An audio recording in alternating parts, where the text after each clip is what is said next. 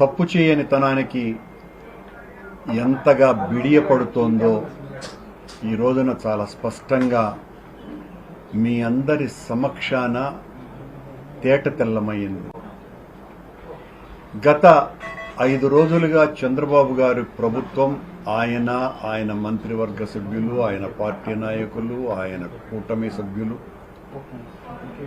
జగన్మోహన్ రెడ్డి గారి గత ప్రభుత్వం మీద నీలాప నిందలు వేస్తూ ఆయన వ్యక్తిత్వాన్ని పూర్తిగా సర్వనాశనం చేయటం కోసమని గత టీటీడీ పాలక మండళ్లు వాళ్ల ఆధ్వర్యంలో స్వామివారి అమృతతుల్యమైనటువంటి అన్నప్రసాదాలు లడ్డూలలో కళంకితం చేశామని కలుషిత రాజకీయ తెరకు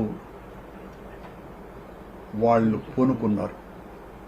ఎంత దారుణమంటే కోట్లాది మంది అత్యంత ప్రీతిపాత్రంగా ఎంతో భక్తితో మాకు లడ్డు కించిత్తు దొరికితే చాలు, స్వామివారే మమ్మల్ని ఆశీర్వదించినట్టే అని భావించేటువంటి ఆ లడ్డు ప్రసాదం మీద అభాండం మోపటం ద్వారా మనకు రాజకీయ ప్రాబల్యము లబ్ధి చాలా పెరిగిపోతాయి అని చంద్రబాబు గారి ప్రభుత్వం కుట్ర చేసి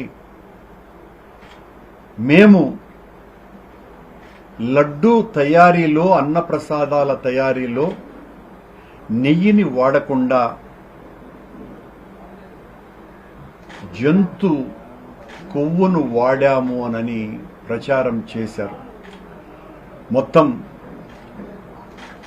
ప్రపంచవ్యాప్తంగా ఉన్నటువంటి హిందువులకందరికీ కూడా చాలా బలంగా మా మీద ఈ నిందను మోపి వాళ్ల ప్రాబల్యం పెంచుకోవటానికి బలమైన విషప్రయోగమే చేశారు. కానీ వాస్తవాలు పూర్తి భిన్నంగా ఉన్నాయి. మేము తప్పు చేసి ఉంటే, మీ ఆరోపణలు నిజమైతే, దేవదేవా మేము మా కుటుంబము సర్వనాశనమైపోయి రక్తం కక్కుకొని మరణించాలా అని, మేము ఏ తప్పు చేయలేదు, ఆ దేవదేవుడి సాక్షిగా ప్రమాణం చేస్తున్నామోనని ప్రమాణం చేయటానికి స్వామివారి పుష్కరిణిలో మునిగి అఖిలాండ కోటి బ్రహ్మాండ నాయకుడైనటువంటి ఆ క్షేత్రంలో అఖిలాండం ముందు నిలబడి నీటితో నిప్పుతో పంచభూతాల సాక్షిగా ఏ తప్పు చేయలేదు, చేస్తే ఆయన విధించేటువంటి శిక్ష అత్యంత దారుణంగా ఉండాలి అని స్వామివారిని శపించమని, శాసించమని ఆ దేవదేవుని పాద పద్మాలకు నమస్కరించి ప్రమాణం చేస్తే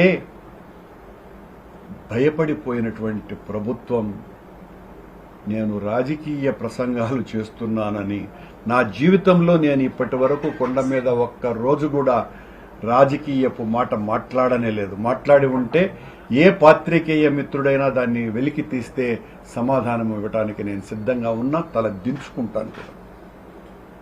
అలాంటి నేను ప్రమాణం చేయటానికి వెళితే అత్యంత పాశవికంగా నన్ను దేవదేవుని అఖిలాండం నుంచి కర్పూరం వెలిగించినటువంటి ఆ శుభ సమయాన కర్పూరాన్ని కూడా తోసిపారేసి నన్ను లాగి అవమానపరచటం అన్నది చంద్రబాబు ప్రభుత్వం యొక్క భయాన్ని తెలియజేస్తున్నదే తప్ప మా నిజాయితీని ఎవ్వరూ కూడా ఆపలేరు. చంద్రబాబు గారు మళ్లీ చెప్తున్నా, కొండ మీదంటే సరే ఆపినారు, తోసేసినారు అనుకుంటే ఆడి నుంచి కిందికి వచ్చి మా ఇంటికి వస్తా ఉంటే దారిలో గరుడ విగ్రహం దగ్గర ఆడ కూడా ఒక 50 మంది పోలీసు వాళ్ళను పెట్టి మీడియా వాళ్ళు ఉంటే నేను ఆగిన, ఇక్కడ మాట్లాడడానికి లేదు, చాలా సెన్సిటివ్ అనేసి అక్కడి నుంచి కూడా మమ్మల్ని నెట్టేసినారు. సరే, మాకు ప్రతిపక్షము కొత్త కాదు, ఉద్యమాలు కొత్త కాదు, పోరాటాలు కొత్త కాదు, ఇలాంటి చర్యలు కొత్త కావు. కానీ తప్పు చెయ్యకుండా ఆరోపణలు వేస్తే అంగీకరించటానికి సిద్ధంగా లేం. అందుకే నిన్న మొన్న ప్రతిరోజు కూడా మా నాయకుడి దగ్గర నుంచి మా వరకు అందరము కూడా సిబిఐ చేత విచారణ చేయించండి, సిట్టింగ్ జడ్జి చేత విచారణ చేయించండి, నిజాలు నిగ్గు తేల్చండి, మేము తప్పు చేయలేదు, తప్పు చేసింది మీరు భగవంతుని ఆ అఖిలాండ కోటి బ్రహ్మాండ నాయకుని రాజకీయ ప్రయోజనాల కోసమని వాడుకుంటున్నది మీరు అనని ప్రజలందరూ కూడా గమనిస్తున్నారు. సరే, మీ మీడియా ద్వారా మీరు ప్రచారం చేసి మీకు కావలసినటువంటి వాళ్ళు మా మీద ఎంత దుష్ప్రచారం చేసినప్పటికీ కూడా ప్రపంచంలో ఎంత నీచాతి నీచుడైనా కూడా మీరు చేసినటువంటి ఆరోపణ అంటే ఆ లడ్డు ప్రసాదాలలో పంది మాంసము, పంది కొవ్వు, చేపల నూనె లేదా యానిమల్ ఫ్యాట్ వాడతారోనని ఎంత నీచుడు కూడా చేయలేనటువంటి పనిని మీరు ఆరోపణగా అలవోకగా మీ ఆరాధ్యదైవమైనటువంటి వెంకటేశ్వర స్వామిని మీ ఇంట్లో మనిషిలాగా వాడుకునేశారు చంద్రబాబు గారు. మేము సిద్ధం, మీరు సిబిఐ ఎంక్వైరీకి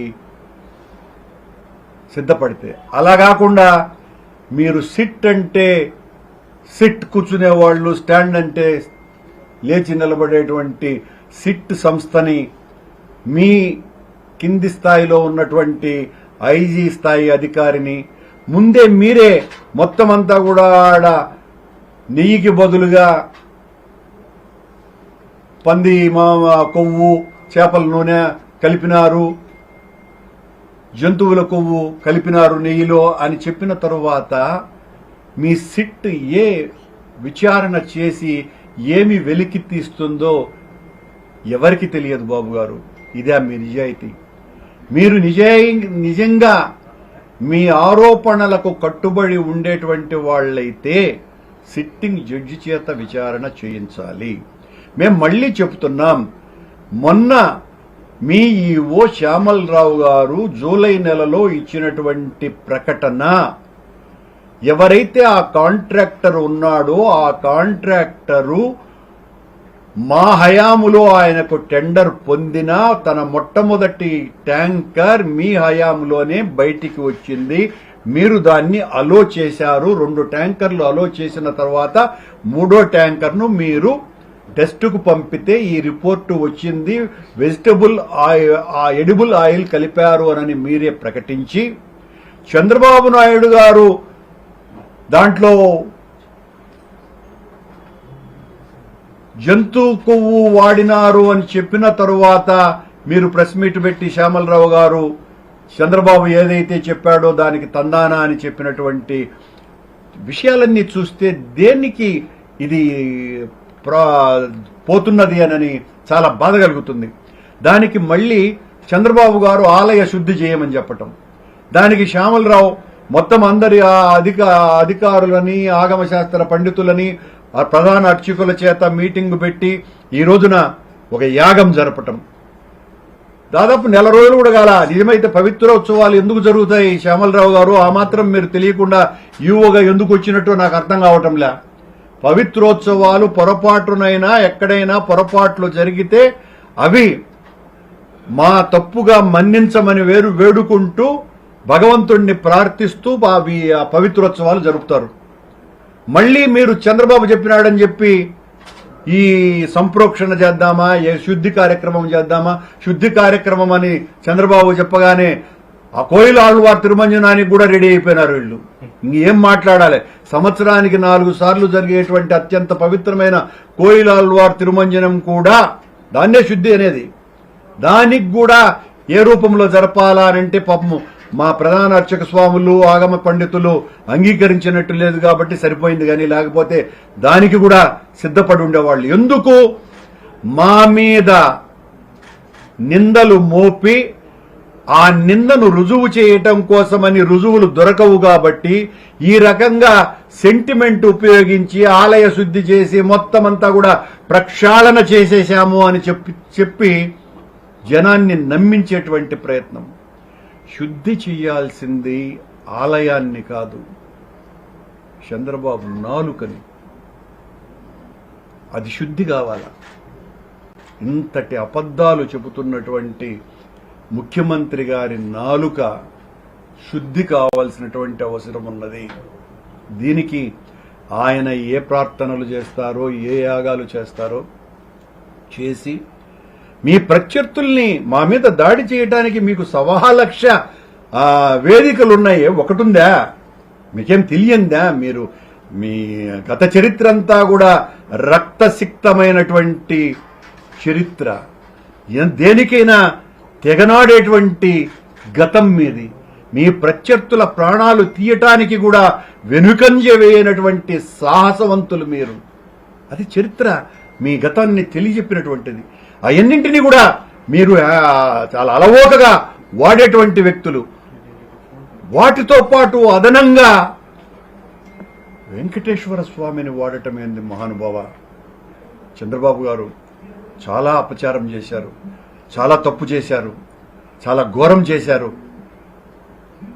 మళ్ళీ చెప్తున్నాం, మేము తప్పు చేస్తే మా నాయకుడు జగన్మోహన్ రెడ్డి గారు వెంకటేశ్వర స్వామి ఆలయంలో అపచారం చేసి ఉంటే ఆయన చేత నియమించబడ్డటువంటి మేము పాలక మండలి అధ్యక్షులుగా నేను గాని సుబ్బారెడ్డి గాని ఏ తప్పు చేసి ఉండినా, ఇంత ఘోర అపచారం చేసి ఉంటే మేము సర్వనాశనం అయిపోవాలని మళ్ళీ మళ్ళీ చెప్తున్నా. ఈరోజు స్వామివారి ప్రాంగణం ముందు అఖిలాండం దగ్గర కర్పూరం వెలిగించి కొబ్బరికాయ కొట్టి నీట మునిగి భగవంతుని ముందర ప్రమాణం చేసి చెప్పా.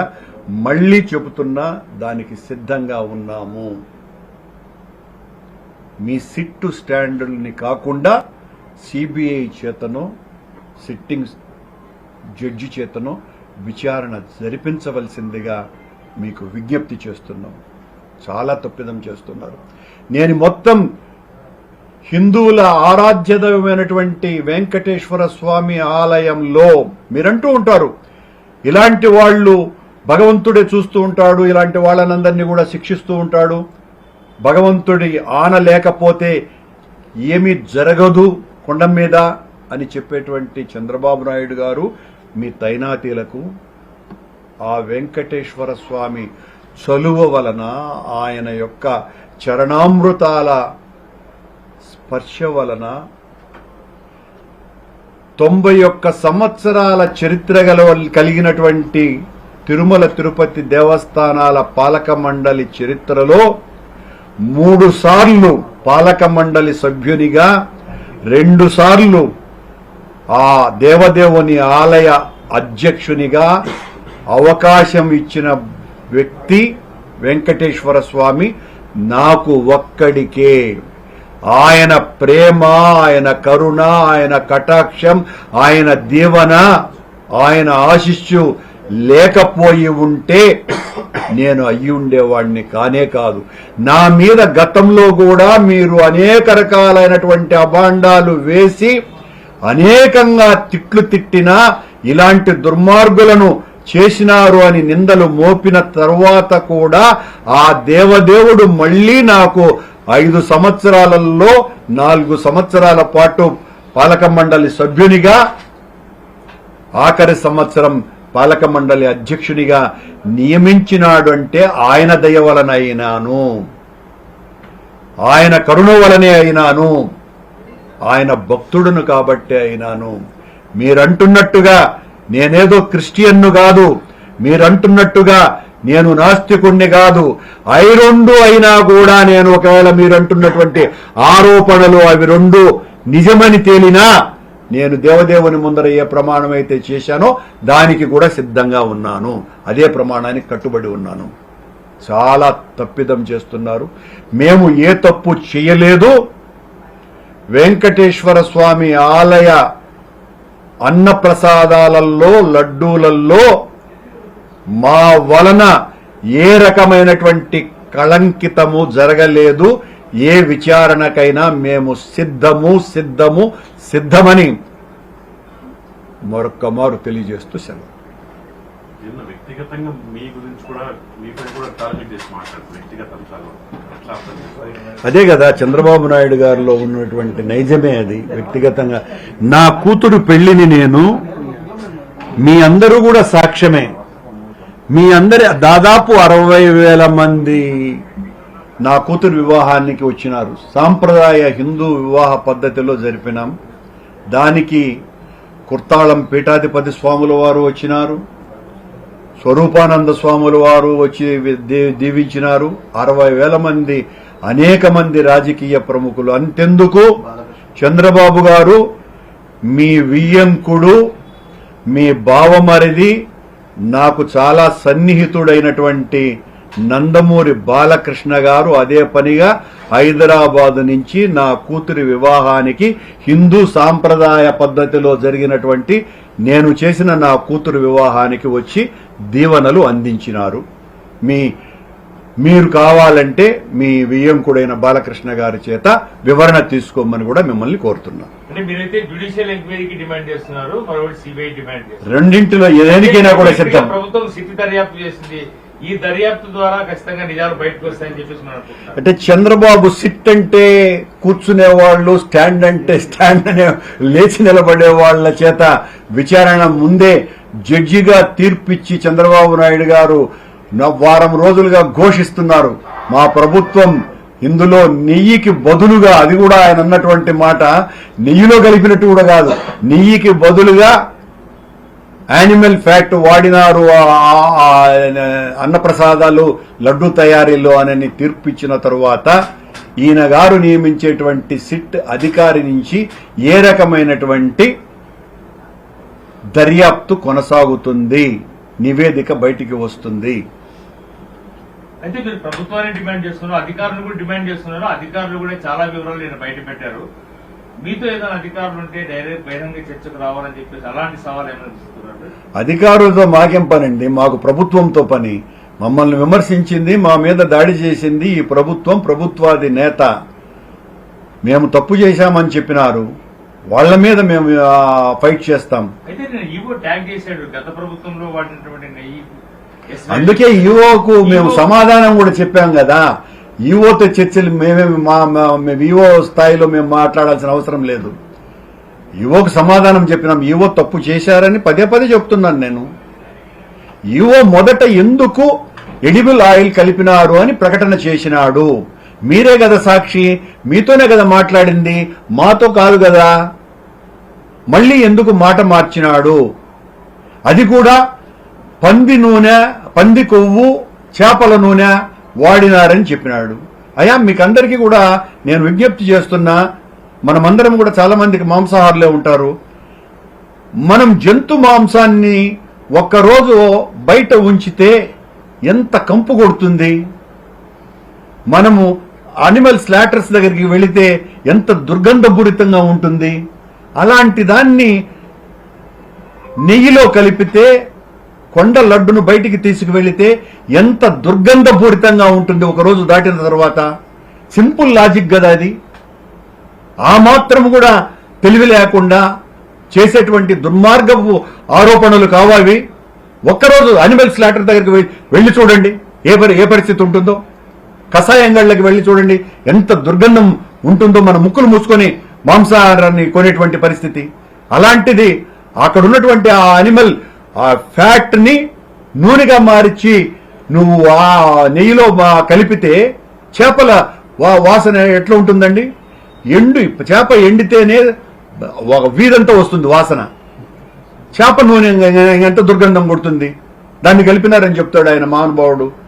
ఒక సీనియర్ ఐఏఎస్ ఆఫీసర్ గా ఉండి చంద్రబాబు ఏం చెప్తే అది మాట్లాడటమేనా? చెప్పండి, మీ ప్రశ్న వేయండి. అంటే మీరు టీటీడీ పాలక మండలి చైర్మన్ గా 2 సార్లు పనిచేశారు, బోర్డు సభ్యుడిగా 3 సార్లు పనిచేశారు. 3 సార్లు పనిచేశారు. అయితే ఈ రోజు భక్తుల్లో అనేక అపోహలు ఉన్నాయి కాబట్టి ప్రాయచిత్తంగానే మేము ఈ రోజు శాంతి హోమం చేసామని టీటీడీ చేసినటువంటి శాంతి. రాజుగారు భక్తుల్లో కాదు అపోహలు ఉండేది, చంద్రబాబు మెదడులో కుళ్ళుంది. ఆ కుళ్ళును వెలికి తీసినాడు, మా మీద విషప్రయోగం చేసినాడు. డెఫినెట్ గా అంతో ఇంతో సక్సెస్ కూడా అయినాడు. అది కూడా మేము ఒప్పుకోవాలా. ఎందువల్లంటే ఆయన చేతిలో కొన్ని వందల మీడియా సంస్థలున్నాయి, లక్షలాది ఆ సోషల్ మీడియాను ఇన్ఫ్లుయెన్స్ చేయించగలిగేటువంటి మనుషులున్నారు. తద్వారా ప్రజల్లోకి బలంగా చొప్పించగలిగినాడు. కనుక ప్రజలందరూ కూడా వినేసినారు కాబట్టి శుద్ధి చేస్తాము అని చెప్పినాడు. అట్లా కాదు, జరిగిన పొరపాట్లు ఏమైనా ఉంటే ఏడాది కూడా శ్రావణ మాసంలో పవిత్రోత్సవాన్ని నిర్వహించడం ఆనవాయితీ, ఈ దోషం పోయింది అన్నారు. మళ్ళీ ఇప్పుడు శాంతి నేనంటే నేను ఇంతకుముందు మాట్లాడేశా రాజు గారు, మీరు మళ్ళీ కొత్తగా వచ్చినట్టుగా ఉండదు దాని విషయం చెప్పేశా. లోకేష్ గారు తిరుపతిలో కూడా అంటే బహిరంగ సవాలు రావాలి, నేను ఇక్కడే ఉంటాను అట్లా కూడా చాలా అంటే నేను ఇక్కడే ఉంటానన్నాడు, అప్పుడే వెళ్ళిపోయినాడండి ఆయన. ఎందుకు వెళ్ళిపోయాడు? వాడని నెయ్యిని కూడా వాడారంటూ ఒక దుష్ప్రచారం అయితే ఇప్పటికీ బలంగా తీసుకెళ్తున్నారు. ఏం చూడాలంటారు? ఏం చేద్దామండి? చంద్రబాబు గారికి గొంతు పెద్దది, మన గొంతు మూగది. నిజం గొంతు చిన్నది, అబద్ధం గొంతు చాలా చాలా విశాలమైంది. చంద్రబాబు గారి గొంతు శకుని కన్నా, గోబెల్స్ కన్నా, ప్రపంచంలో ఉన్నటువంటి అబద్ధాలు చెప్పే వాళ్ళందరికంటే కూడా, వాళ్ళందరి కలిపితే ఎంత అవుతాయో ఒక చంద్రబాబు గారి వాయిస్ అంత పెద్దది. ఆయన చెప్పగలడు, ఏమైనా మాట్లాడగలడు. నడుస్తుంది. ఇప్పటికైనా ఈ వివాదానికి ఎప్పటిలాగా ఫుల్ స్టాప్ పడే అవకాశాలు ఉన్నాయి? ఎవరు ఫుల్ స్టాప్ పెట్టాలి? ఎవరు ఫుల్ స్టాప్ పెట్టాలి? దీని మీద నువ్వు మామూలుగా అంటూ ఉంటారు, మా మీద బురదేశావు, మమ్మల్ని కడుక్కోమని చెప్తారు, మా మీద మసిగుడ్డ పూశారు, మేము తుడుచుకోవాలా అని. ఈరోజు చంద్రబాబు గారు వేసింది బురద కాదు, మసిగుడ్డ కాదు. 140 కోట్ల మంది హిందువుల జీవితాల మీదనే దెబ్బ వేసినాడు. మమ్మల్ని దెబ్బ కొట్టడం కోసమని వెంకటేశ్వర స్వామి ఆలయ లడ్డూను అపవిత్రం చేసినారు. ఇది మాకు కాదు నష్టం, మాకంటే ఎక్కువగా హిందువులకు నష్టం. వేల సంవత్సరాల చరిత్ర కలిగినటువంటి వెంకటేశ్వర స్వామి ఆలయానికి నష్టం. మా బాధ అది. అలా అర్థం చేసుకోండి. నేనేదో వైఎస్ఆర్ కాంగ్రెస్ పార్టీ నాయకుడిగాను సభ్యుడిగా మాత్రమే కాదు మాట్లాడుతున్నది. నాకు వెంకటేశ్వర స్వామి ఏ ఒక్కరికి ఇవ్వనంత అవకాశం ఇచ్చినాడు. ఇప్పటి వరకు ఆలయ చరిత్రలోనే 3 సార్లు సభ్యుడు, 2 సార్లు అధ్యక్షుడు అయినటువంటి వాడు నేను ఒక్కడినే. మీరు చంద్రబాబు నాయుడు గారు ఏదైతే నన్ను నాస్తికుడో, క్రిస్టియనో, మరో ఎన్నో రకాలైనటువంటి విమర్శలు చేస్తూ ఉంటారో, అని ఆ భగవంతుడు నాకు ఇచ్చినటువంటి అవకాశం కనుక ఆ భగవంతుని భక్తునిగా నేను చెప్పాల్సినటువంటి విషయాలు చెప్తున్నాను. ఇంకోవైపు రూల్స్ రీల్స్ అంటే తమిళ వాళ్ళు నాన్ వెజ్ లడ్డు కావాలి ట్రోల్స్ ఏం చేయగలరు? దానికి చంద్రబాబును నిందించాల్సినటువంటి ప్రశ్న నన్నేస్తే, నేను దోషిగా చేస్తే నేనేం సమాధానం చెప్పండి. చంద్రబాబు పొరపాటు జరిగింది అని ప్రకటన ఇవ్వాలి. నారాయణపాడు నిన్న నేను బహిరంగ ప్రకటన ఇచ్చినాను. ఒకటి, నేను మాట్లాడింది గౌరవనీయ కిరణ్ గారు ఈనాడులో మొత్తం అంతా కూడా వేయాలనని నేను మళ్ళీ మీ ద్వారా వారికి విజ్ఞప్తి చేస్తున్నా. ఎందువల్లంటే నాకు గౌరవం ఉన్నది, మేము చెప్పినటువంటివి రావాల్సిన పని ఉన్నదని మేము మీ ద్వారా ఐఎమ్ రిక్వెస్టింగ్ యూ.